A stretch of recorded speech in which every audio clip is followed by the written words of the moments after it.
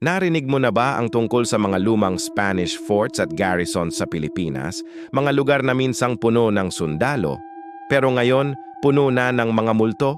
Sa mga lumang muog tulad ng Fort Santiago sa Intramuros at mga ruins sa Visayas at Mindanao, may mga kwento ng mga sundalong Espanyol at bilanggong Pilipino na hindi raw tuluyang nakaalis. Sabi ng mga bantay, tuwing hating gabi, maririnig ang tunog ng marching boots, ang kalansing ng espada at mga boses na nag-uusap sa wikang Espanyol. May ilan pang nakakita raw ng lalaking nakasuot ng lumang uniforme, naglalakad sa dilim, tapos biglang naglalaho sa hangin, at kung minsan, amoy pulbura pa raw kahit daan-daang taon na ang lumipas. Ang mga pader ng mga fort na to ay saksi sa dugo, digmaan at paghihirap, kaya't hindi nakapagtataka kung may mga kaluluwang naiwan.